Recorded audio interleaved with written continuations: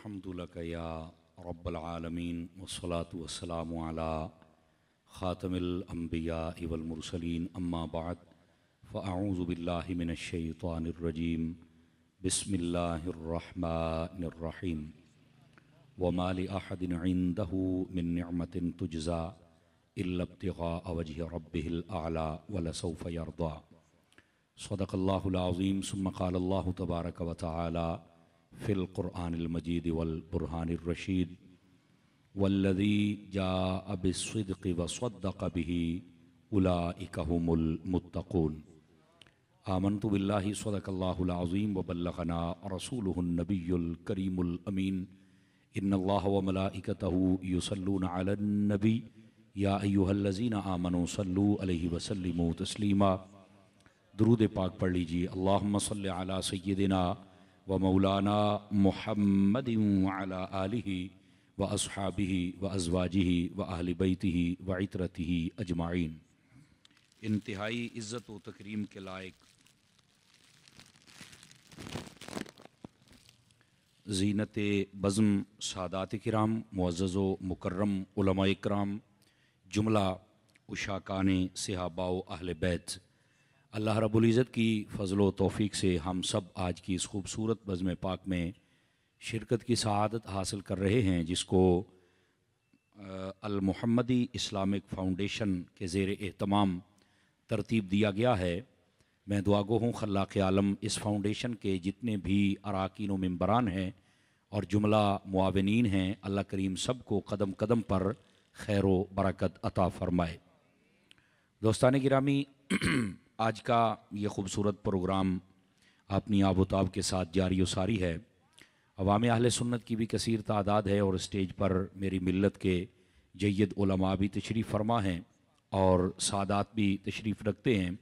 कुछ नाम मेरे तक पहुँचे हैं, बिलखुसूस मोहतरम व मुकर्रम इज़्ज़त मआब हज़रत अल्लामा मौलाना सैयद हुसैन शाह साहिब हाशमी दामज़िल्लुहु, मोहतरम व मुअज़्ज़ज़ अल्लामा सैयद अहमद शाह साहिब बुखारी दामज़िल्लुहु, मोहतरम व मुकर्रम अल्लामा कारी अतीक़ुर रहमान साहिब दामज़िल्लुहु, मोहतरम व मुकर्रम अल्लामा दोस्त मोहम्मद साहिब कादरी दामज़िल्लुहु, हमारे अज़ीज़म हज़रत अल्लामा सैयद जमाल शाह साहिब दामज़िल्लुहु, मोहतरम व मुकर्रम अल्लामा शकील कादरी साहिब दामा इकबालुहु, इज़्ज़त मआब अल्लामा हसन रज़ा साहिब कादरी दामा इकबालुहु और मोहतरम व मुकर्रम मुफ्ती मोहम्मद अफ़ज़ल कादरी साहिब किबला और दीगर जितने भी मेरी मिल्लत के उलमा तशरीफ़ फरमा हैं, मुझ तक नाम ना पहुँच सके, मैं उनके लिए भी दुआगो हूँ। अल्लाह रब्बुल इज़्ज़त उन सब की इज़्ज़त व वक़ार में बरक़ात अता फ़रमाए।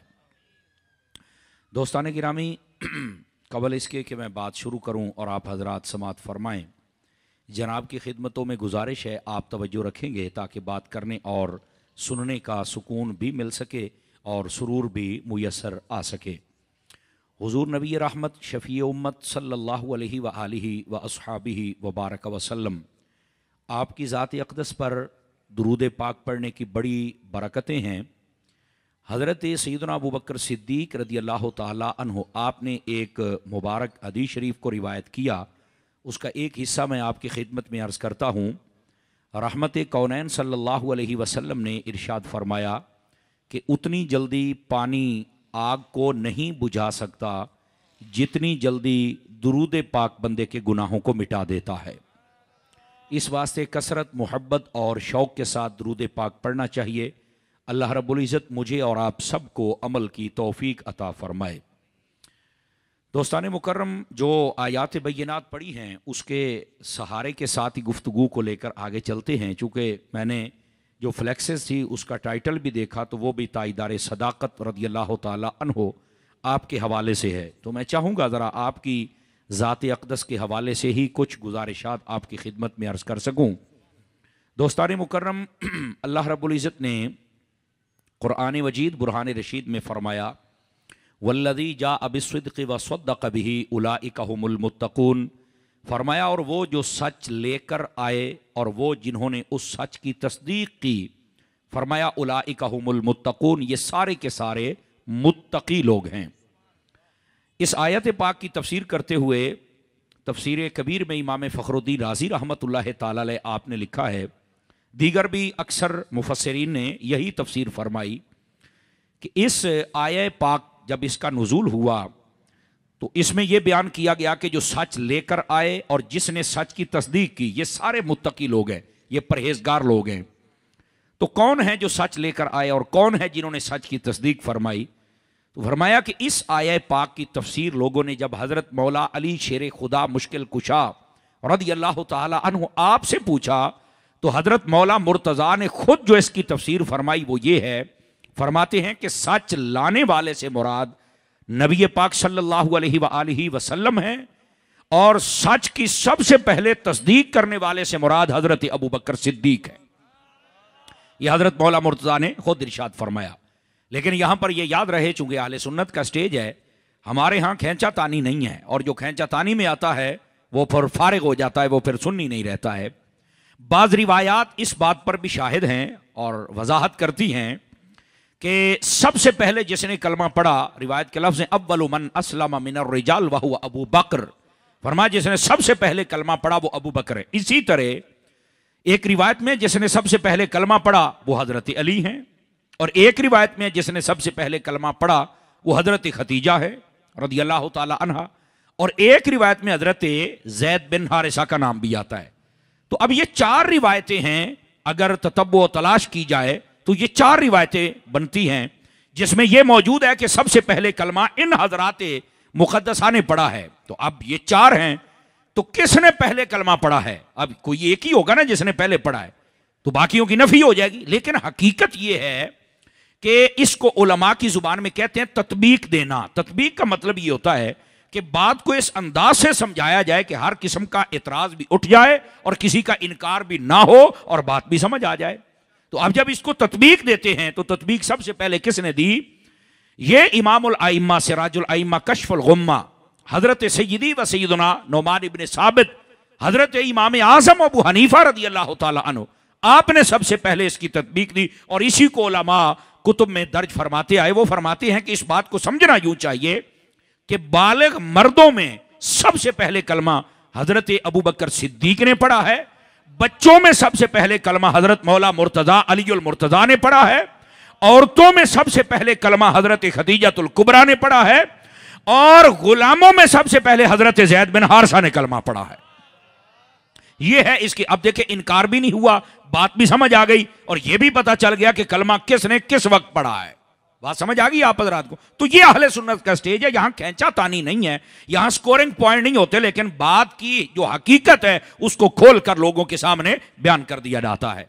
अच्छा, अगर ये बात आप समझ चुके हैं तो यहां पर यह बात भी तवज्जो तलब है कि हजरत सैयदना अबू बकर सिद्दीक रज़ी अल्लाह ताला अन्हु आपके बारे में अहले सुन्नत का जो अकीदा है, और ये 1400 सालों से है, ये वही अकीदा है जो कुरान से माखूज है, जिस पर अहादीस तय्यबा शाहिद हैं और जिस पर बराहीन उलमा ने कायम फरमाए कि नबियों के बाद ये जो आलम बशरियत है इसमें सबसे अफजल हजरत सैयदना अबू बकर सिद्दीक रज़ी अल्लाह तआला की ज़ात अक़दस है।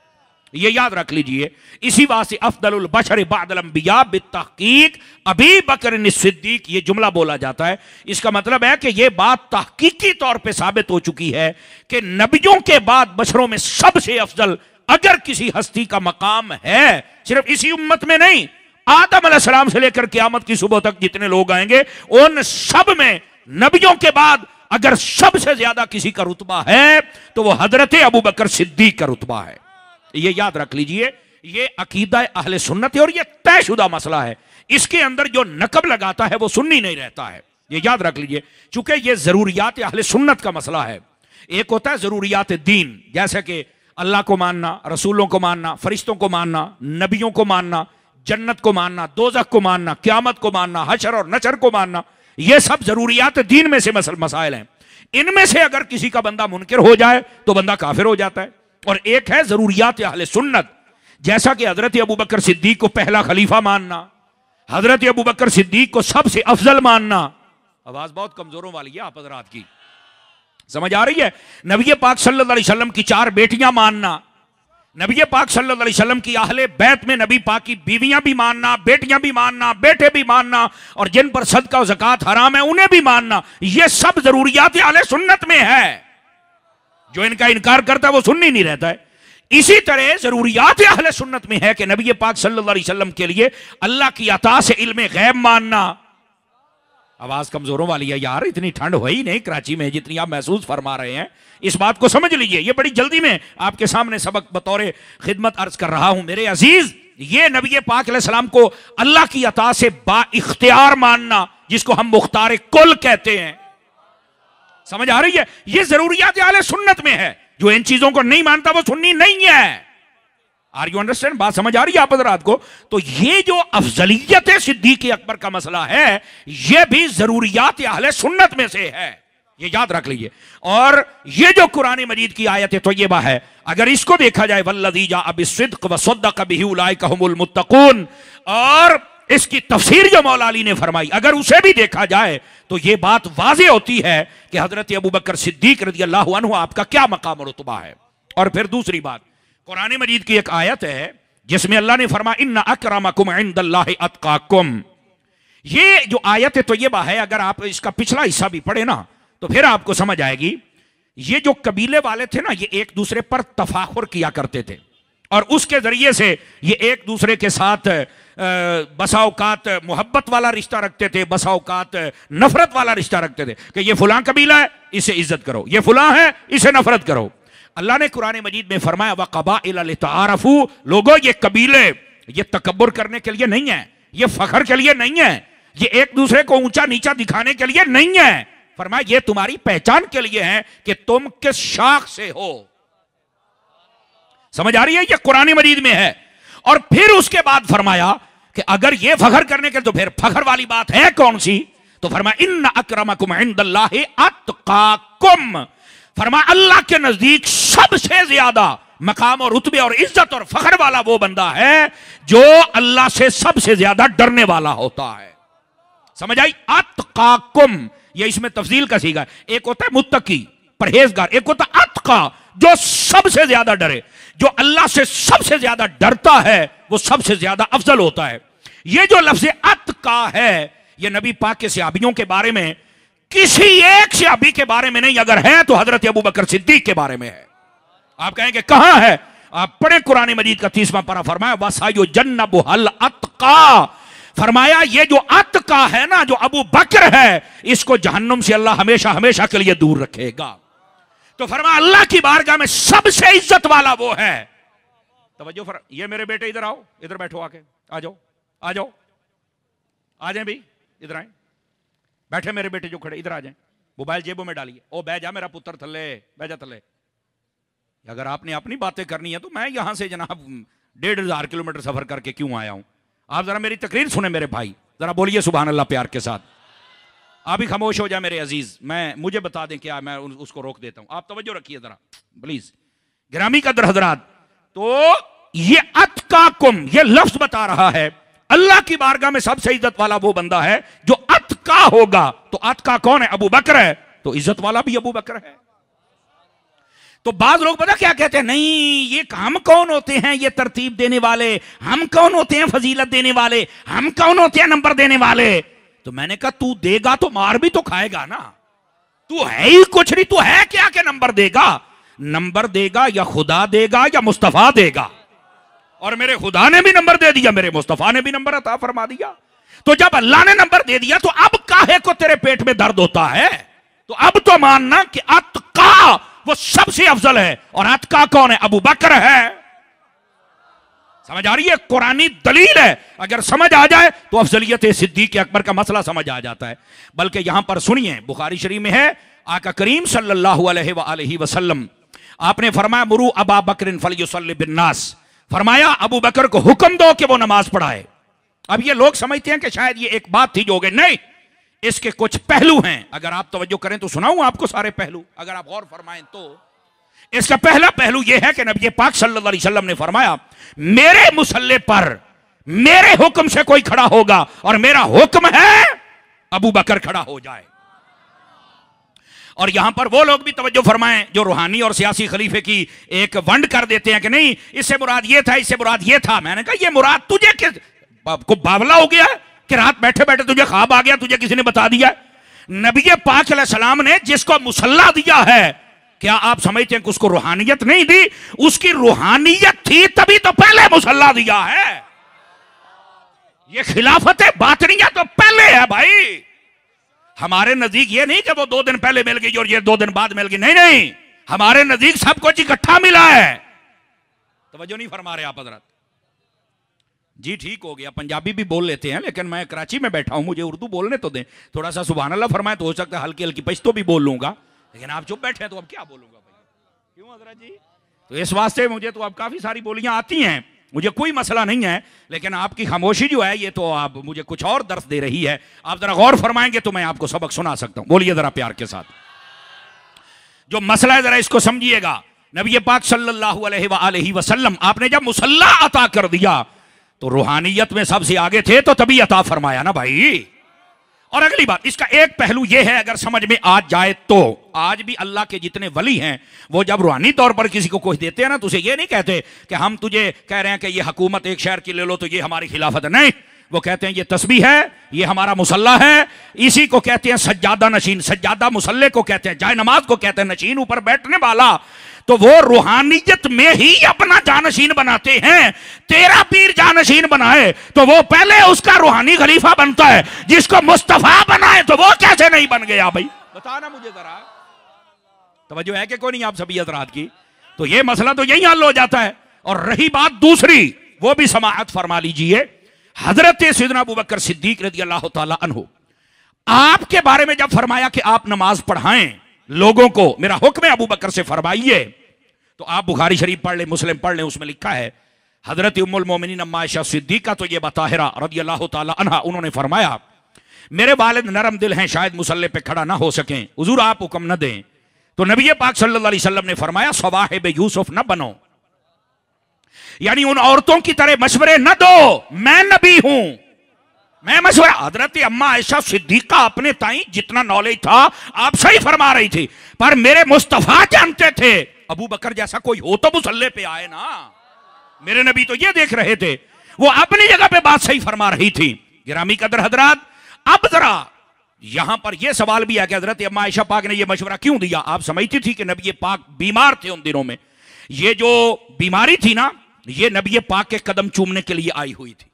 ये मोहब्बत का जुमला है से, ये बरकत लेने के लिए मर्द तशरीफ लाया हुआ था।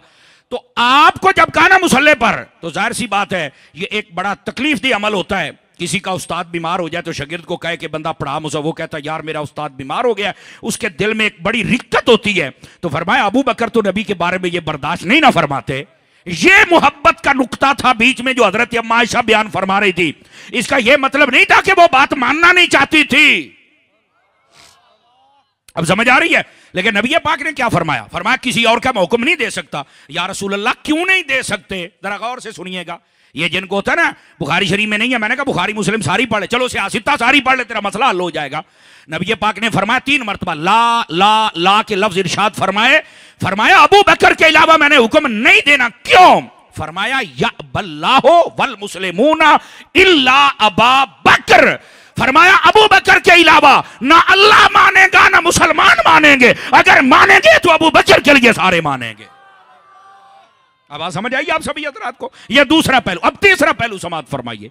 हजरत अबू बकर सिद्दीक रज़ी अल्लाह तआला अन्हु, आपका मकाम और रुतबा क्या है? नबी पाक अलैहिस्सलाम एक मरतबा एक कबीले की सुलह करवाने के लिए गए हुए थे। जब आप वापस आए ना तो नमाज एक का वक्त गुजर चुका था। आका करीम अलैहिस्सलाम ने आते ही सबसे पहला जो सवाल किया सहाबा किराम से, पता क्या था? फरमाया कि ये बताइए कि नमाज किसने पढ़ाई है? सहाबा किराम अलैहिम रिदवान अर्ज गुजार हुए। हजरत अबू बकर ने फरमाया अहसनतुम, फरमाया वेरी गुड। नहीं तवज्जो फरमाइए आप हजरात ने, वेरी गुड, शाबाश। फरमाया ए होई ना गल है, साडी पंजाबी कहते ना ए होई ना गल। मैं नहीं था, तुम्हें पता है कि अगर मेरे बाद कोई मुसल्ले पे आ सकता है तो उसका नाम अबू बकर है। ये इसका तीसरा पहलू है। अगर आप जागें तो इसका चौथा पहलू भी सुना दूं आप हजरात को, ताकि मसला हल हो जाए ना आपका। गिरामी कदर हजरात, इसका चौथा पहलू उलमा ने लिखा है इस बात को। फरमाया कि नबी पाक सल्लल्लाहु अलैहि वसल्लम ने जब हजरत अबू बकर सिद्दीक को मुसल्ला दिया ना, इधर देखे मेरी तरफ, ये सुने हजरात, ऑन द रिकॉर्ड बात हो रही है, यह अहले सुन्नत का स्टेज है और फकीर अहले सुन्नत का खादिम है, नौकर होने की हैसियत से मैं जिम्मेदार हूं। हजरत मौला अली शेर खुदा रज़ी अल्लाहु अन्हु आपने खुद फरमाया, आपने फरमाया लोगों, जब अल्लाह के प्यारे हबीब सल्लल्लाहु अलैहि वसल्लम ने हजरत अबू बकर सिद्दीक को हुक्म दिया कि आप मुसल्ले पे आए, उस वक्त मैं अली मौजूद था, मैं गायब नहीं था, मैं सेहतमंद था, मैं बीमार नहीं था। मतलब कोई ये ना समझे कि मैं नहीं था तो फिर अबू बकर को कह दिया, या मैं बीमार था तो फिर अबू बकर को कह दिया, कहा मैं मौजूद भी था, सही भी था, लेकिन इसके बावजूद कहा अबू बकर को। क्यों? फरमाया मुस्तफा के बाद अगर कोई मुसल्ले पे आ सकता है तो वो अबू बकर सिद्दीक आ सकता है।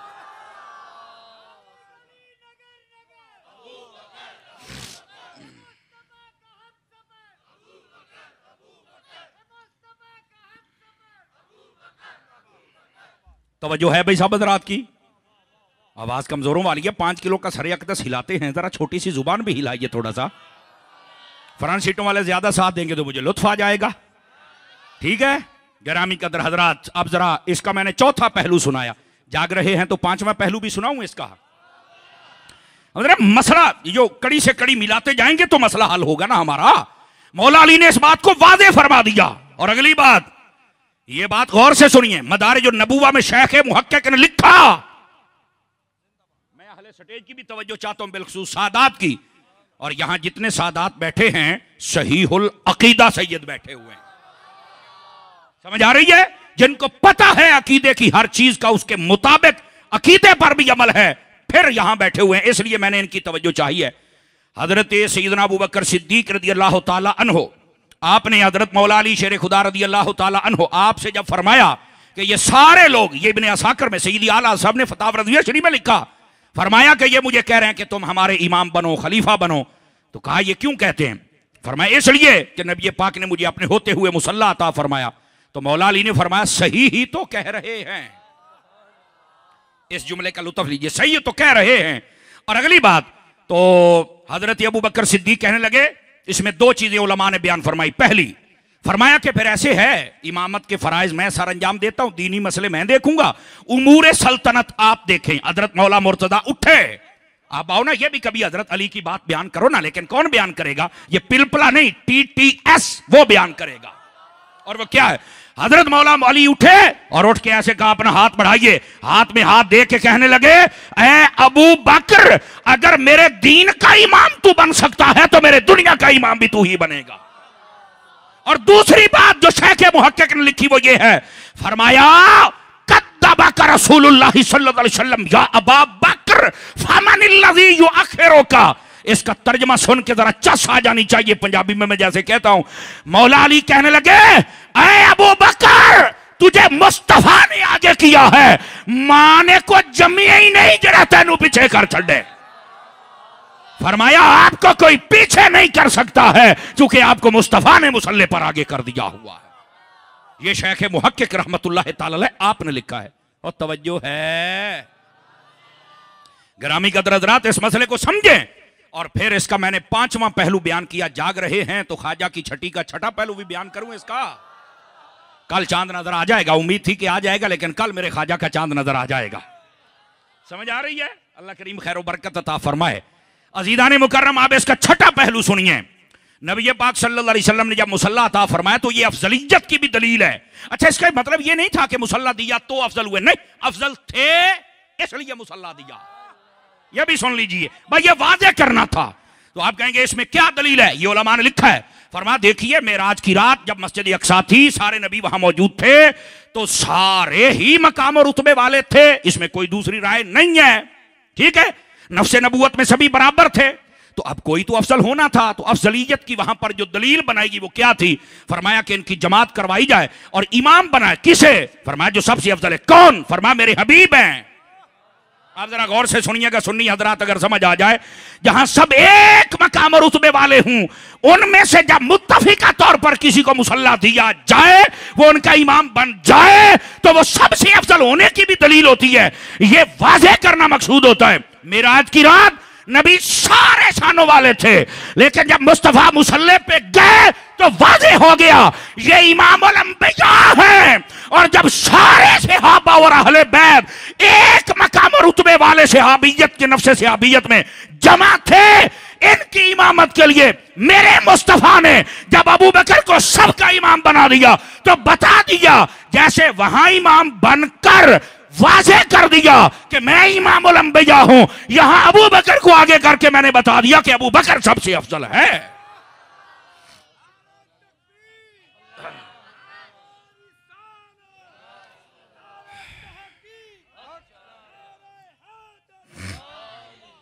तवज्जो है सब हज़रात की?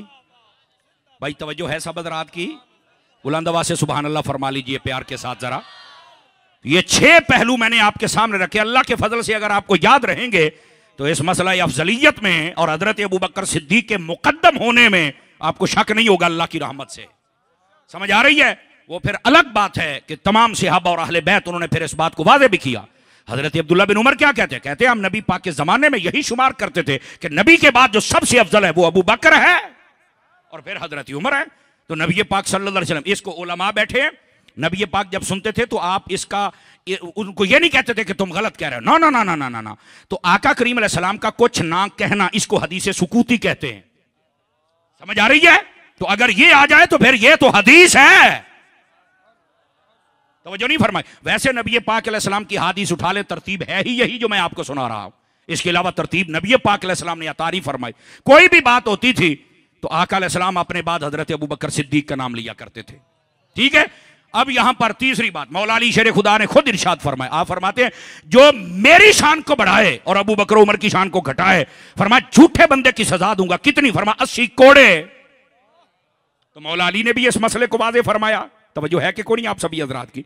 ये एक अलग बात है कि ये सब ने मसला वाज़ेह फरमाया हुआ है, लेकिन अगर कुरान की आयत अत्का पर गौर कर लें और आका करीम अलैहिस्सलाम के इन फरामीन पर गौर कर लें, मसला हल हो जाता है। और वैसे भी बुखारी किताबुल अहकाम उठा के देखें, नबी पाक अलैहिस्सलाम तशरीफ फरमाते, एक औरत आई आपकी खिदमत में, उसने कहा या रसूल अल्लाह सल्लल्लाहु अलैहि वसल्लम मुझे ये चीज़ अता फरमाइए।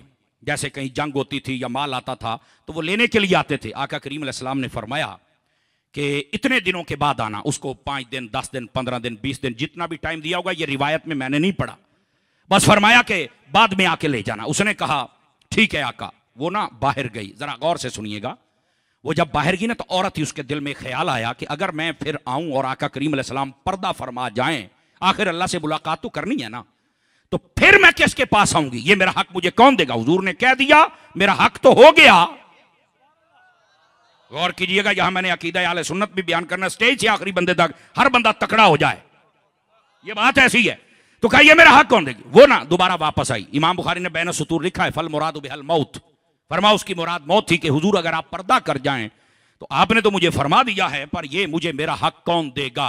गौर से सुनना, मेरे नबी पाक सल्लल्लाहु अलैहि वसल्लम ने उसकी जब बात सुनी, उसने कहा इल्लम अजिद का या रसूल अल्लाह, हुजूर अगर मैं आपको ना पाऊं तो फिर मैं किसके पास आऊं? कौन मुझे मेरा हक दे सकता है? आका अलैहिस्सलाम ने इरशाद फरमाया इल्लम अजिदीनी, अगर तू मुझे ना पाए फाती इला अबी बकर, तो फिर मेरे अबू बकर के पास आ जाना। मेरे नबी ने सिर्फ मुसल्ला नहीं दिया। नहीं भाई नहीं, नहीं भाई नहीं, नहीं भाई नहीं, ये कराची की सरजमीन है, ये आला हजरत की जमीन है, ये गौसे आजम की जमीन है।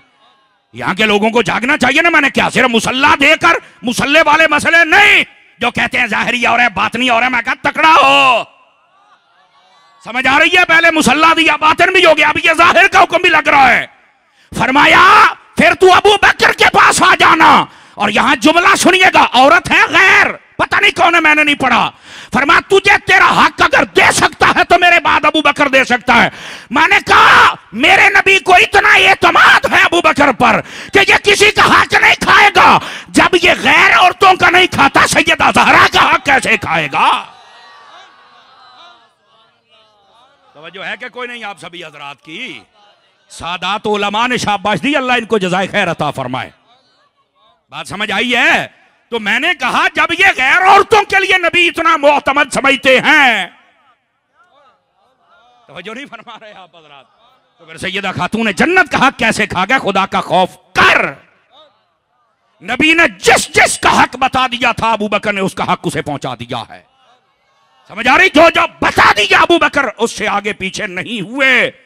अगर नहीं हुए तो आजकल की कहानियां मत सुन इन राफजियों की। अहले मोहब्बत में आके बैठ, तुझे पता चले मसला क्या है। Are you understand? मसला हल हो गया जनाब। गिरामी कदर हजरात, नबी पाक सल्लल्लाहु अलैहि वसल्लम आपने ये बात भी वाज़े फरमा दी, और जब वाज़े हो गई तो अब शक किस बात का है? अब भी लोग हजरत अबू बकर सिद्दीक पर बकबक करेंगे। आपको पता है हमारे लिए हुक्म क्या है कि हम हजरत अबू बकर सिद्दीक के बारे में क्या बात करें? पता है? नहीं पता। सुनिए, अहले सुन्नत ने अपनी कुतुब में लिखा, मेरे नबी ने फरमाया, आप फरमाते हैं, हुब्ब अबी बकरिन व शुक्रहु वाजिबुन अला उम्मती। ये वो हक है जो मेरे नबी ने खुद इरशाद फरमाया। और तर्जमा सुनना, मैं आहिस्ता बोलूंगा और देखूंगा आपको समझ आया कि नहीं आया। फरमाया मेरी उम्मत पर वाजिब है अबू बकर का शुक्रिया भी अदा करे, अबू बकर से प्यार भी करे। ये मेरी उम्मत पे वाजिब, ये है अबू बकर का हक। मेरी उम्मत पे वाजिब है अबू बकर का शुक्र भी अदा करे, और मेरी उम्मत पे वाजिब है कि अबू बकर से प्यार भी करे। अब जो शुक्रिया अदा नहीं करता वो भी समझो उम्मती नहीं है। आवाज कमजोरों वाली को रिश्तेदारियां तो नहीं लेके बैठ गए हैं? और जो हजरत अबू बकर सिद्दीक रज़ी अल्लाह ताला अन्हो आपसे मोहब्बत नहीं करता, वो भी समझो उम्मती को तो ये हुक्म है, तो तू क्या है? अगर है तो अबू बकर से प्यार कर। आवाज कमजोरों वाली है आप हजरात की। मसला हल हो गया? ओए हो गया जे, क्या बात है। अगर हो गया है तो यही तो बात है। आपने ताईदार सदाकत का टाइटल लिखा है, तो कम अज कम यहां से कुछ लेके तो जाए ना मेरे अजीज। समझ आ रही है मेरे अजीज? तो ये हजरत अबू बकर सिद्दीक रज़ी अल्लाह अन्हु, और यहां तक बात रही हजरत अबू बकर सिद्दीक का वो मकाम और रुतबा जो नबी पाक की निगाह अक़दस में है। अल्लाहु अकबर। मैं दो तीन पहलू इसके भी सुना देता हूं, अगर आप तवज्जो फरमा लें तो। नंबर एक, आका करीम अलैहि सलाम ने फरमाया, इक्तदू बिल्लज़ी मिन बादी अबी बकर व उमर। फरमाया लोगों, मेरे बाद तुमने जिसकी इत्तिबा करनी है, पहला अबू बकर है, दूसरा उमर है। मेरे नबी ने तो ये वाज़े कर दिया है, बता दिया है, नाम लिया है। एक बात। और दूसरी बात, नबी पाक सल्लल्लाहु अलैहि वसल्लम ने फिर इरशाद फरमाया, आप ना मुहिम भेजते थे, बहुत सारे काफिले भेजा करते थे इबलागे दीन के लिए। तो एक मरतबा एक शख्स ने सवाल किया, हुजूर आप सबको भेजते हैं, अबू बकर उमर को नहीं भेजते, इनको अपने पास ही रखते हैं, बाकी सबको आप भेजते हैं। मेरे नबी ने जो जवाब दिया जरा गौर से सुनिएगा। फरमाया दोबारा मुझे ये ना कहना, ये मतलब जज्बात में जो बात होगी ना शायद उसका ये तर्जमा बनेगा, मैं इसको मफहूमन सुना रहा हूं। मेरे नबी ने फरमाया तुझे नहीं पता कि ये अबू बकर उमर मेरे साथ क्या निस्बत रखते हैं? बताऊं? कहा बताओ। फरमाया अबू बकर उमर की मिसाल ऐसे ही है जैसे मेरी आंखें हैं और मेरे कान हैं। समझ आ रही है? कोई नहीं आ रही। बल्कि एक रिवायत में खुद हजरत अबू बकर सिद्दीक ने इजाजत चाही। फरमाया ना अबू बकर तू नहीं जा सकता। अब बात समझ आइए हजरत अबू बकर उमर का मकाम और रुतबा क्या है? तवज्जो है ना मेरे भाई? ये हदीस हैं, हुजूर सल्लल्लाहु अलैहि वसल्लम आपने खुद इस बात को वाज़े फरमाया। और सिर्फ यहां तक नहीं, मेरे नबी ने कमाल कर दिया। आपने फरमाया मा नफानी मालो अहदिन कत्तो मा नफानी मालो अबी बकर। ये मिशका शरीफ है।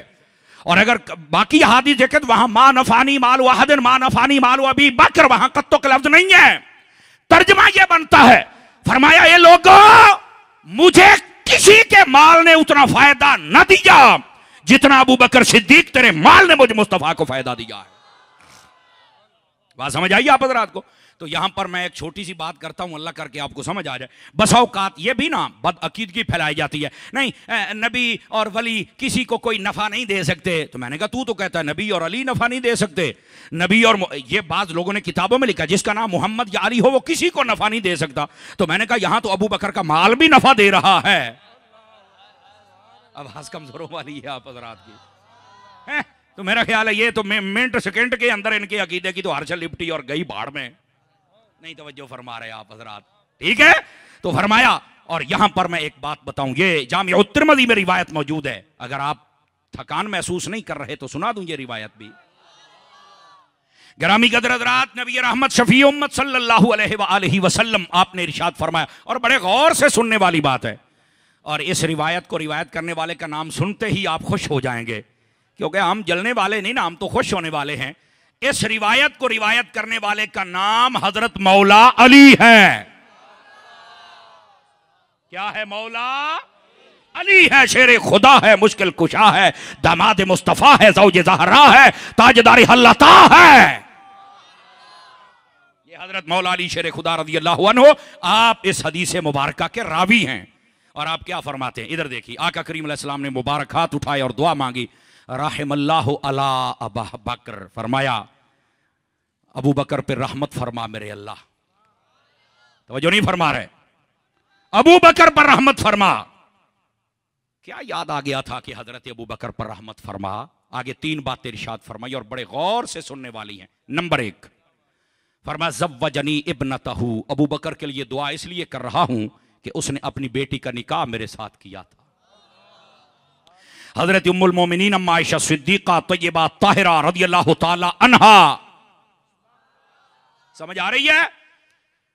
ये हजरत अम्मा आयशा सिद्दीका ये नबी पाक की ज़ौजा हैं, अबू बकर सिद्दीक की बेटी हैं, और सिद्दीका बिन्ते सिद्दीक है। ठीक है, अगर आप अहादीस पढ़ के देखें ना, तो ये जिब्राइल अमीन अलैहिस्सलाम रेशम के कपड़े में तस्वीर लपेट के ले आया हुजूर की खिदमत में, अल्लाह ने आपके लिए ये रिश्ता पसंद किया है। जब खोल के देखा तो हुजूर फरमाते, आयशा वो तू थी। आपने तवज्जो नहीं फरमाई इस जुमले पर, तवज्जो नहीं फरमाई। फरमा आयशा वो तू थी, तेरी तस्वीर मुझे रब ने दिखाई। मैं यहां एक ही बात कहता हूं और देखता हूं आशिकों को कितनी समझ आई है। मैंने कहा जिसका रिश्ता हम पसंद करें तो वो तो इतना अजीम हो, तो जिसको खुद खुदा पसंद करे और मुस्तफा के लिए करे, बताइए उस हजरत अम्मा आयशा सिद्दीका तो ये बात ताहिरा रज़ियल्लाहु ताला अन्हा, आपका मकाम और रुतबा क्या होगा? ये तो कभी खास मौजू हो तो फिर इस पर कलाम करें, लेकिन आज के लिए इतने काफी। एक रिवायत मैं सुना देना चाहता हूं, नबी पाक अलैहिस्सलाम ने फरमाया, मुझे आयशा के बारे में तकलीफ ना देना। ये आपने अपनी बाकी बीवियों से भी फरमाया था, आयशा के बारे में मुझे तकलीफ ना देना। क्यों? फरमाया मैं अपनी किसी भी बीवी के जब बिस्तर पे जाता हूं तो फरमाया वहां बिस्तर में मौजूद हूं तो वही नहीं आती, मेरी आयशा इतनी पाकीज़ा है, वहां बैठा हो तो वही आ जाया करती है।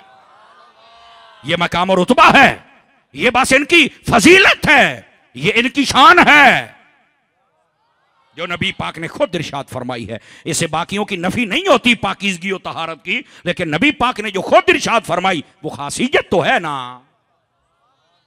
बात दूर ना चली जाए, फरमाया अल्लाह अबू बकर पे रहमत फरमाए। क्यों? उसने अपनी बेटी का निकाह मुझसे किया। और दूसरी बात फरमाया वहमलनी इला दारिल हिजरा, गौर से सुनिएगा, फरमाया अल्लाह अबू बकर पे रहमत फरमाए। क्यों? फरमाया हिजरत की रात मुझे कंधों पे उठा के ले गया था अबू बकर। समझ आ रही है मेरी बात की कि कोई नहीं आ रही? हजरत अबू बकर सिद्दीक कंधों पे उठा के ले गए। एक वो फतह मक्का का दिन था जब खाना काबा के बुतों को गिराना था, मौला अली ने कहा हुजूर आप मेरे कंधों पे आ जाए। फरमा अली तू मेरा वजन नहीं उठा सकता, इस मेरे वजन से मुराद नबूवत का बोझ, बारे नबूवत, ये है। वजाहत भी कर दूं, आजकल तो जुमले काट के भी तफसीली राफजी पता नहीं कितने बैठे होंगे बेचारे, अभी भी लाइव सुन रहे होंगे कि कोई मौलवी साहब से जुमला आगे पीछे सवेरे शोर मचाएं।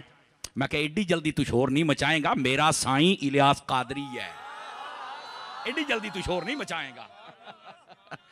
इतनी जल्दी अल्लाह के फजल से तुम्हें मौका नहीं मिलेगा, चूंकि मैं अहमद रजा का मलांग हूं, मैं गौसे आजम के दर का सग हूं, और ये मेरे शेख अत्तार की निगाह है। अल्लाह के फजल से एडी जल्दी नहीं, किसे गल ना लाएगा पुत्र है।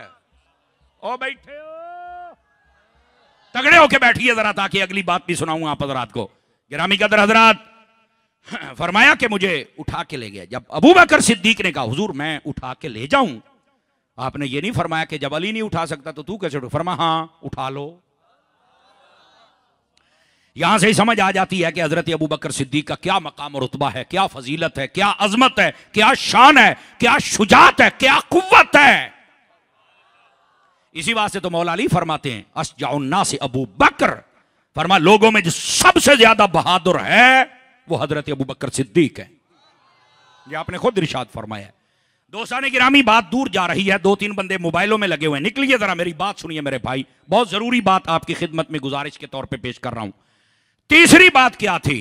फरमाया, लेकिन यहां रुकिए, मुझे वो मेरे भाई लेके आए हैं, उनका चेहरा देखकर मुझे याद आ गया।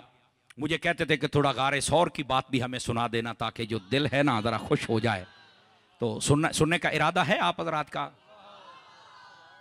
चलो माशाल्लाह, स्टेज से भी आज आवाज पूरी आ रही है, अभी वॉल्यूम टाइट है आज माशाल्लाह, और साउंड भी मदीना मदीना चल रहा है। अल्लाह इनको भी खैर व बरकत अता फरमाए। माशाल्लाह माशाल्लाह, अल्लाह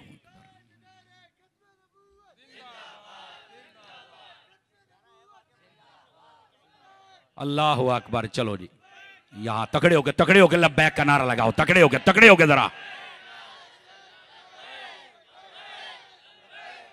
माशाल्लाह माशाल्लाह माशाल्लाह, जज़ाकल्लाह। अल्लाह करीम आपको खैर व बरकत अता फरमाए। जज़ाकल्लाह, अल्लाह करीम आपको खैर व बरकत दे। तवज्जो है मेरे अजीजों की, भाइयों की, दोस्तों की, सजनों की, यारों की, छोटों की, मोटों की, है कि कोई नहीं है? खुश हो गए मोटे का लफ्ज़ सुन के हैं? अल्लाह करीम आपको खुश रखे। आइए जरा यहां पर गार की बात भी कर लूं। जब नबी पाक सल्लल्लाहु अलैहि वसल्लम और ताईदार सदाकत वहां पर पहुंच गए ना गार में, वैसे तो सफर की दास्तानी अगर आप सुने तो आप हैरान हो जाएंगे। ये आप जरा फैजान सिद्दीक अकबर पढ़ के देखें ना, दावत इस्लामी के मकतबतुल मदीना की छपी हुई किताब हजरत अबू बकर सिद्दीक की शान पर तकरीबन 550 किताबों का मजमुआ है। पढ़ेंगे टनाटन सुन्नी बन जाएंगे। किताब ले भी सी और पढ़े भी सी, महनामा भी लें, उसको भी बुक करवाएं। समझ आ रही है आप हजरात को? और इज्तिमा में भी जाया करें, काफिलों में भी जाया करें। मुझे बहुत खुशी होती है जब उलमा और सादात, बिलखुसूस चंद दिन पहले मैंने सुना ज़ेगा में इस्लाम पीर सैयद मुजफ्फर हुसैन शाह साहब, आपने फरमाया ये अच्छे लोग हैं, अकीदा बचाने वाले लोग हैं, प्यारे लोग हैं, दीन फैलाने वाले लोग हैं और आला हजरत के दीवाने लोग हैं। तो मैं भी यही रिक्वेस्ट करता हूं आप इनका साथ दिया करें। वैसे भी आप ही की तो दावत इस्लामी है, यकीन करें। और मैं आपको बता दूं कराची वालों, यकीन फरमाइए, पंजाब में मेरी ऐसी मसरूफियत है, जो सोशल मीडिया से मुंसलिक हैं वो मुझे जानते हैं, एक एक दिन में 2-2 3-3 जगह पे मुझे जाना होता है। लेकिन जब मुझे कराची वाले कहते हैं ना, ये 3-4 माह पहले शेड्यूल बनता है, मुझे छोड़ छाड़ के आना पड़ता है, यकीन फरमाएं। और मैं तकरीर करने की नीयत लेकर नहीं आता कि मैं आज तकरीर करूंगा और लोग कहें बड़ी बात, क्या बात तकरीर सुनाई। मैं आता हूं अपने मुर्शिद के शहर की नीयत करके, ये मेरे मुर्शिद का शहर है और यहां के उलमा और सादात दुआ दे देंगे तो मेरा काम हो जाएगा। और फिर कभी कभार करम हो जाता है तो हमारी मुलाकात शेख तरीकत से भी हो जाती है, तो फिर मदीना मदीना हो जाता है। समझ आ रही है आप हजरात को? तो अल्लाह के फजल से पंजाब में कोई कमी नहीं है, हमारे पूरा पाकिस्तान है अल्हम्दुलिल्लाह। ये मैं आपको सही बात कर रहा हूं, लेकिन आपके पास फकत मोहब्बत की वजह से आते हैं। मेरे मुर्शिद का शहर है और इसलिए भी आता हूं कि यहां बड़े बड़े बदअकीदा लोग बड़ी बड़ी जगह पे चल के अपनी दुकान चला लेते हैं। कराची शहर में कोई बदअकीदा अपनी दुकान नहीं चला सका है, क्योंकि ये वो मकाम है जो अहमद रजा का है और गौसे जली का है। बस मैंने ये महसूस किया है, इसलिए आप लोगों से मोहब्बत है। अल्लाह करीम आपको खैर व बरकत अता फरमाए। समझ आइए, आप एक तवाजुन के साथ चलने वाले लोग हैं सहाबा और अहले बैत के मामले में। और उस दिन जब सहाबा कराम के दुश्मन बड़ी बक बक कर रहे थे, जब आपने 12 लाख बंदों की रैली निकाली ना, और कीड़े मकौड़े वैसे आज तक तड़प रहे हैं बेचारे, आप तक तड़प रहे हैं, तो उस दिन तो आपसे और मोहब्बत हो गई थी ना। अल्लाह आप सबको सलामत रखे, सब उलमा और सादात को सलामत रखे। बैठे हो तो फिर तकड़े हो, वो फिर अगली गल भी सुनावा। हजरत ताजदार सदाकत आप तशरीफ ले गए। फरमाया हुजूर गार में आप नहीं पहले जाएंगे, मैं जाऊंगा। क्यों? फरमाया मैं पहले साफ करूंगा। आपने गार को साफ फरमाया, साफ करने के बाद छोटे मोटे सुराख थे सभी बंद किए। हुजूर आप अब आ जाएं। गार की बात सुनते हैं तो जरा अकीदे की भी सुने। कहा वो यहां कैसे अकीदा बयान करोगे? सूफिया ने लिखा, फरमाया ऐ लोगो, इस बात पे एक सबक है। नबी पाक सल्लल्लाहु अलैहि वसल्लम उस गार में गए जिसको अबू बकर सिद्दीक ने साफ किया। अगर तुम चाहते हो कि तुम्हारे दिल में नबी आ जाए तो पहले यहां अबू बकर को लेके आ, ये तेरे गार को साफ करे, हर किस्म के सुराखों को बंद करे। जब अबू बकर साफ कर देगा तो मुस्तफा भी आ जाएंगे। बात समझ आई आप सभी हजरात को? जिसको समझ आ गई है थोड़ा सा आगे चलिए ताकि दूसरी बात सुनाऊं। गार में तशरीफ फरमा हो गए और ये गार में जाना जाहिर सी बात है एक रात भी ठहर सकते थे, ये 3 रातें ही क्यों? असल में वो हजरत अबू बकर सिद्दीक रज़ी अल्लाह अन्हु की ख्वाहिश। हुजूर ने पूछा तेरी कोई ख्वाहिश? फरमाया हाँ जी मेरी 3 ख्वाहिशात हैं। पहली अन नज़रु इलैक, फरमाया हुजूर निगाह मेरी हो, चेहरा आपका हो और तकता ही रह जाऊं। फरमाया ये ख्वाहिश पूरी करनी है? जी हाँ। तो फरमाया गार का इंतखाब है जहां कोई और ना हो। अबू बकर चेहरा मेरा होगा, निगाहें तेरी होंगी और फिर देखते रह जाना। तवज्जो नहीं फरमा रहे आप हजरात, बात बहुत दूर जाएगी अगर इस जुमले की वजाहत करूं, लेकिन सिर्फ यह कहना चाहूंगा कि हजरत जो एक मरतबा हुजूर को देख के कलमा पढ़ ले वो तो सहाबी है, तो जो 3 दिन 3 रातें देखे कोई और ना देखे उसे अबू बकर कहते हैं जनाब। उस जैसा फिर कौन सहाबी हो सकता है? अब समझे आप हजरात, गिरामी कदर हजरात। दूसरी बात यहां पर यह भी तवज्जो तलब है, हजरत सिद्दीक अकबर आपने अंदर पहरा दिया और पहरा ऐसा दिया कि सांप आया, उसने बड़े डंग मारे लेकिन आपने पांव नहीं हटाया। जब तक हुजूर सल्लल्लाहु अलैहि वसल्लम ने इजाजत न दी तब तक पांव नहीं हटाया आपने, पहरा दिया और कमाल कर दिया, पहरा देने का हक अदा कर दिया। बाहर जब काफिर आ गए तो अल्लाह रब्बुल इज्जत ने बाहर भी पहरेदार कर दिए। कौन थे? मकड़ी ने जाला बना लिया, कबूतरी ने अंडे दे दिए, वो बाहर के पहरेदार थे। तो इसमें भी तो एक हिकमत है ना। ये उलमा को पढ़ें, ये इमाम कुस्तलानी जैसों को पढ़ें तो आप सारा मसला हल हो जाएगा। अहले सीयर को पढ़ें, ये सीरतुन नबी की कॉन्फ्रेंस करने वाले ये भी कभी बताएं ना, पर हिम्मत हो तो ये नहीं बताएंगे। फरमाया वो जो कबूतरी और कबूतर था जिन्होंने बार पहरा दिया, अंडा दिया, अल्लाह ने उनको ये एजाज दिया कि मेरे महबूब की गार के बाहर तुमने पहरा दिया है, अब महबूब के मजार के बाहर रहना मैंने तुम्हारा मुकद्दर कर दिया है। शहर कराची के दीवानों मजा आ जाए, मैंने कहा पूरा जुमला ये है जिसने गार के बाहर पहरा दिया वो आज भी मजार के बाहर है, जिसने गार के अंदर पहरा दिया वो आज मजार के अंदर मुस्तफा के साथ है।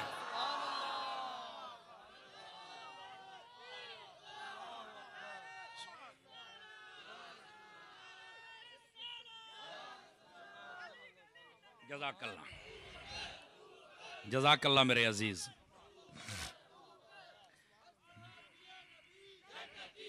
सारे बोलो हर सहाबी नबी वाले नारे पर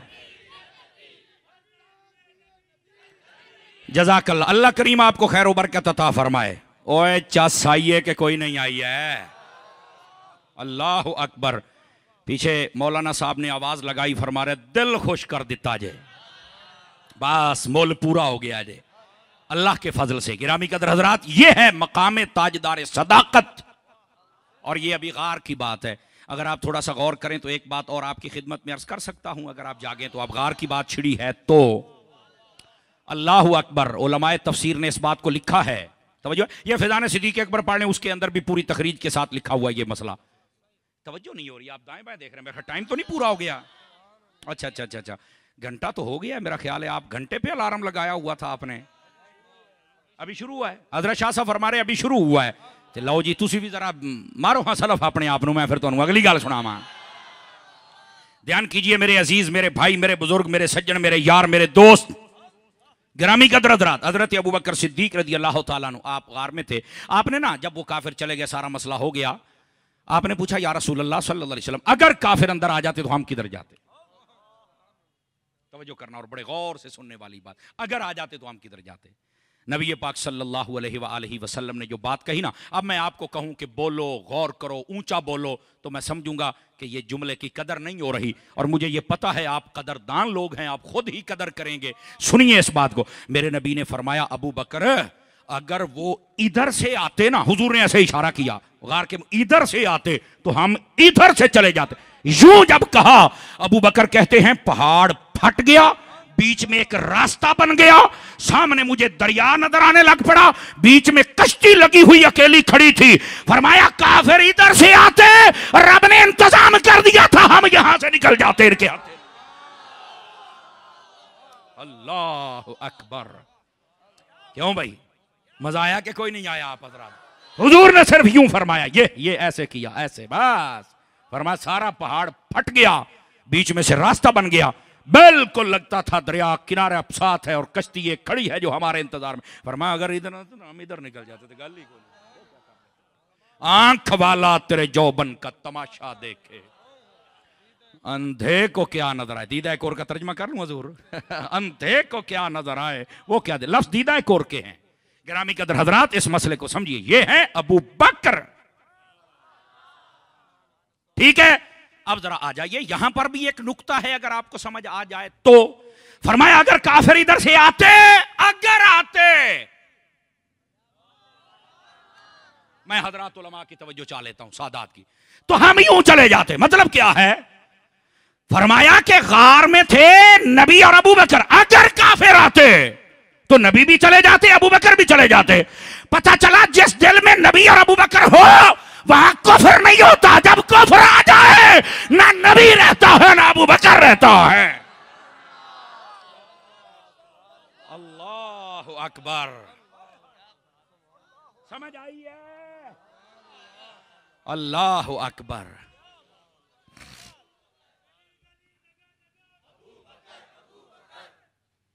यह है हकीकत, अगर समझ आ जाए तो। अल्लाह अकबर। चलिए एक बात और सुना देते हैं। वैसे तो गार की बातें अब बहुत ज्यादा हैं, क्योंकि ये वो वाक़या है जिसको अल्लाह ने कुरान मजीद में खुद इरशाद फरमाया है। समझ आ रही है ना? तो ये मैं एक बात सुना देता हूं। आप गार में हैं, नबी पाक सल्लल्लाहु अलैहि वसल्लम के साथ हैं। जब काफिर आए ना तो चले गए, हजरत अबू बकर सिद्दीक के ऊपर एक घबराहट तारी हो गई। और आपको पता वो किस चीज की? तहज़न। अगर इसको आप देखें, हुज़्न, गम हमेशा दूसरे की वजह से होता है, खौफ अपनी वजह से होता है। बाद लोग कहते हैं अबू बकर डर गया, और मैं कहता चुप करो छणकणिया। पंजाबी में मैं एक लफ्ज बोलता हूं, पता नहीं समझ आई है कि नहीं आपको? है चुप करो छणकणिया, तेनू बड़ा पता है इसका तर्जमा अपनी तरह। अबू बकर डर गया। मैंने कहा डरना होता ना ते सप दे मुंह दे विच पैर नहीं सी देना। अबू बकर डरा नहीं है। तुझे किसी ने सुनाया नहीं अबू बकर है क्या? आप डरे नहीं, हटे नहीं। ये मसला ये था कि जब वो आए ना काफिर, तो हजरत अबू बकर सिद्दीक नबी पाक की वजह से पड़े, हुजूर को कुछ ना हो जाए, ये घबराहट थी। हुस्न होता ही दूसरे की वजह से है, अपनी जात की वजह से नहीं था। और ये घबराना बनता भी था। क्यों? इसलिए फरमाया ये बात सुनने वाली है और तवज्जो तलब है। फरमाया इसलिए कि अगर नबी पाक को कुछ हो जाता तो क़यामत तक के लिए लोगों ने बक बक करनी थी कि अबू बकर अगर हिफाजत नहीं कर सकते थे तो साथ गए क्यों हो। तो फरमाया मैंने तो साहब के डंक भी सह लिया, फिर काफिर आ गए, तो अब क्या, इसलिए आप वरना ने। और नबी पाक ने क्या फरमाया? ला तहज़न इन्नल्लाह माअना। और एक रिवायत में यह है, इसका माना यह है अबू बकर ना घबरा, अल्लाह हमारे साथ। एक में यह फरमाया कि क्या हम दो हैं? फरमाया नहीं, अल्लाह सालिसुहुमा, हम दोनों का तीसरा अल्लाह है। एक रिवायत में यह लफ्ज भी मौजूद है। नबी पाक सल्लल्लाहु अलैहि वसल्लम ने यह बात वाज़ेह कर दी। जब काफिर चले गए ना, आपको पता है जब कोई ऐसा बड़ा अजीम सानिहा होने लगे और बंदा बच जाए तो बंदे को ना घबराहट बहुत होती है यकदम। तो आपने फरमाया हुजूर है वो तो चलेगा, लेकिन ना मुझे प्यास लगी है, प्यास, पानी का तलबगार होता है बंदा। नबी पाक अलैहिस्सलाम ने देख लिया कि भाई इसके ऊपर तो बड़ी अभी घबराहट तारी है, तो इसे तो नहीं अभी पता कि हम तो गार में बैठे, तो यहां पानी किधर से आ गया। लेकिन नबी पाक अलैहिस्सलाम ने ना ये बात भी बड़ी गौर से सुनने वाली, हुजूर ने ना ऐसे हाथ उठा दिया, फरमाया अबू बकर वो पानी है, जाके वहां से पी लो पानी जा। और अगले जुमले पर फिर मैं नहीं कहूंगा, चूंकि कदरदान लोगों के मजमे में बैठा हूं। हजरत अबू बकर जब उस जानिब हुए ना, गार के मुंह की जानिब, फरमाते एक प्याला पानी का था, जब मैंने पहला घूंट भरा, ठंडा मीठा खुशबूदार पानी, तब मैंने कहा मैं तो गार में, तो ये पानी का प्याला किधर से आ गया या रसूलल्लाह, ये किधर से आया है? फरमाया जब तूने मांगा ना, तुझे तो नहीं पता था कि मैं गार में बैठा हूं, तेरे ऊपर घबराहट तारी थी। अल्लाह ने ये जन्नत का जो फरिश्ता है कौसर का, उसकी जिम्मेदारी लगा दी कि अबू बकर ने पानी मांग लिया है, मुस्तफा ने कह दिया है अबू बकर के पहुंचने से पहले पानी पहुंचा।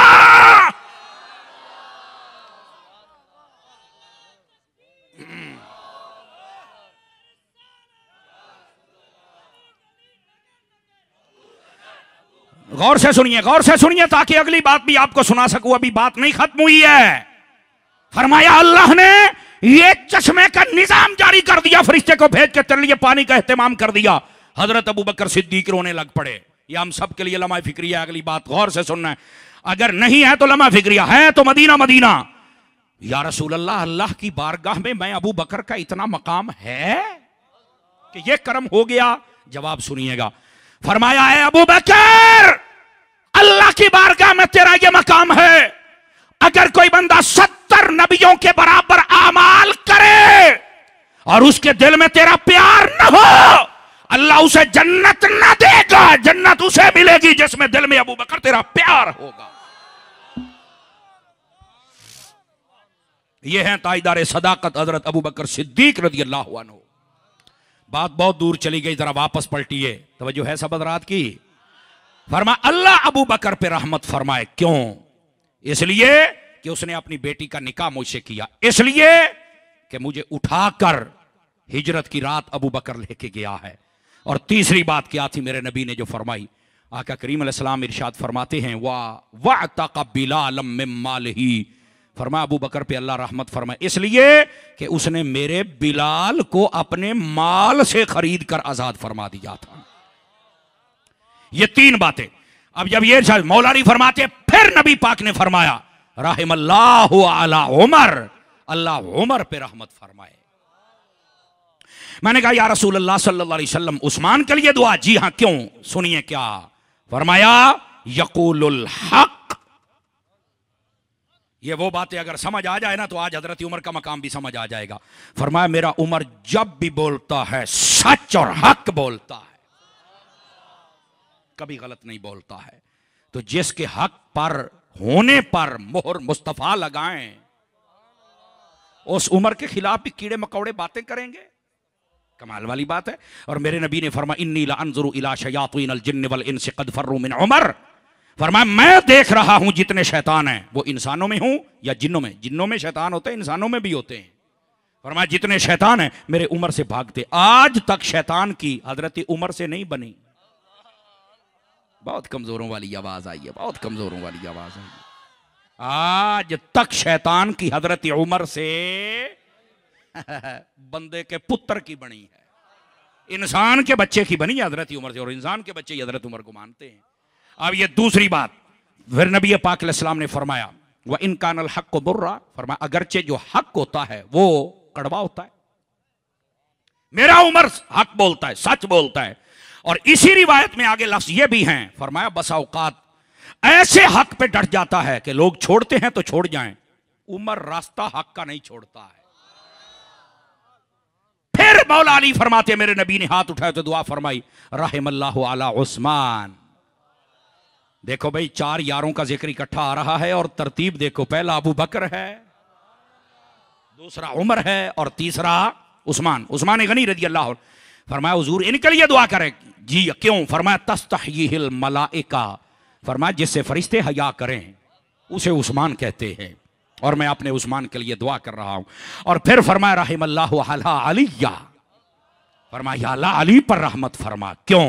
तवज्जो है सब हज़रात की। गिरामी कदर हजरात, फरमाया अल्लाहुम्मा अद्रिल हक है सोदार, फरमाया या अल्लाह हक को उधर मोड़ दे जिधर मेरा अली जाए, जिधर अली है वह हक है। इसी वास्ते जितने भी मसाइल हुए ना ये सहाबा इकराम के दरमियान, उन सब में मौला अली हक पे हैं। ये तमाम उलमा ने लिखा है, 1400 साल अकीदा ये है। लेकिन इसका ये मतलब नहीं है कि बाकियों के खिलाफ भौंकना शुरू कर दो, क्योंकि ये जो मसला बना था ये इनादी नहीं था, इज्तिहादी था। और इज्तिहादी का क्या मतलब होता है कि राय उसकी भी दिल से होती है, राय इनकी भी दिल से होती है, लेकिन किसी एक की बेहतर और दूसरे की बेहतर नहीं होती, बस ये मसला होता है। Are you understand? बात समझ आ गई आप हज़रात? 4 यारों का जिक्र है, इकट्ठा जिक्र है। मैं बिल्कुल गुफ्तगू समेटने की तरफ आ रहा हूं, लेकिन उससे पहले मैं एक बात आपकी खिदमत में अर्ज करूं। ये जो अल मोहम्मदी इस्लामिक फाउंडेशन वाले अहबाब हैं, ये मुझे खुशी हुई इलाकाई सनाखानों पर मुश्तमिल ये एक कमेटी है। यकीनन आप लोग इनसे ताउन करते होंगे, करते हैं तो इस ताउन को जारी रखें, और अगर नहीं करते तो करें, और जितना करते हैं कोशिश करें बढ़ा दें। तो जो नहीं फरमा रहे, ठीक है। और यकीनन ये उलमा की सरपरस्ती में काम कर रहे हैं, अल्लाह इन सबको जज़ाए बेहतरीन अता फरमाए। इनका जो मुझे खूबसूरत काम लगा, जो मुझे बताया गया कि ये जितने भी आका करीम अलैहिस्सलाम के मुबारक घराने के सादात लोग हैं, जो ज़ाहिर ये इस दुनिया के साथ मोहब्बत नहीं करते, क्या मतलब कि इनके पास दुनिया का माल थोड़ा होता है, ये उनकी मोहब्बत ना करने की दलील होती है। तो ये उनकी बहुत ज़्यादा खिदमत करते हैं। कि कम अज़ कम ये जो ज़ाहरी मामलात हैं आप तो पसंद नहीं करते, लेकिन हम आपकी खिदमत कर रहे हैं ताकि आप अपने मामलात जारी रखें, हम जो आपके नौकर हैं खिदमत के लिए। तो ये सादात की खिदमत करते हैं माशाअल्लाह। अल्लाह करीम इनको खैर व बरकत अता फरमाए। और इसी तरह जिन आइम्मा की तनख्वाहें कम हैं, ये वैसे पंजाब में तो सुना था कम है, कराची जैसे शहर में भी कम है, तो होनी वैसे नहीं चाहिए। मेरा मशवरा है 40,000 तक तनख्वाह होनी चाहिए इमाम की। 30,000 से कम तो सोचना भी मत, समझ आ रही है, सोचना भी मत, इससे ज्यादा तनख्वाहें दो। इंशाअल्लाह अल्लाह करीम आप पर भी फजल फरमाए। ये इनका दूसरा काम है। और तीसरा काम, मुझे मेरे साथ मौलाना तशरीफ लाए, क्या नाम था मौलाना का यार, दिल नवाज भाई, ये मेरे साथ तशरीफ लाए तो मुझे काफ़ी आप लोगों के बारे में बताया कि हमारे लोग भी शौक वाले हैं, हमारा इलाका भी ज़ौक वाला है, अकीदे के ठीक है, मोहब्बत वाले, ये तुम्हारी तारीफ़ें करते आए। और साथ में पढ़ने पढ़ाने वाले लोगों के बड़ी दुआएं कर रहे थे और ये बता रहे थे कि हम मुदर्रिस कोर्स करवाते हैं ताकि लोगों को पढ़ाने का भी सलीका आए। ये बहुत अच्छी बात है कि पढ़ाने का भी एक तरीका होता है ना जी, उस तरीके के मुताबिक अगर आप काम करें तो वो काम आसान अंदाज में हो सकता है। ठीक है, कुरान पढ़ें, हदीस पढ़ें और तर्जमा तफसीर पढ़ें, जिस अंदाज में मुदर्रिस कोर्स करवाते हैं। ये इनके तीन मेन काम है। और उसके बाद अकीदे की पुख्तगी के लिए जो जो ये आमाल करते हैं, अल्लाह करीम इन सब का काम कबूल फरमाए। और आज की जो इस नशिस्त में हमारी गुफ्तगू है, अगर इसमें कोई ऐसी बात थी जो उस बारगाह के लायक नहीं थी, मेरा अल्लाह मुझे मुआफ़ी अता फरमा दे। मैं तौबा करता हूँ और रुजू करता हूँ और सिद्क़ के दिल से करता हूँ। अगर कलेमात ठीक थे, मेरा रब कबूल फरमाए। फ़कीराना आए थे, सदा कर चले हैं, आप खुश रहिए, हम दुआ कर चले। वाखिर दावाना अनिल हम्दुलिल्लाहि रब्बिल आलमीन।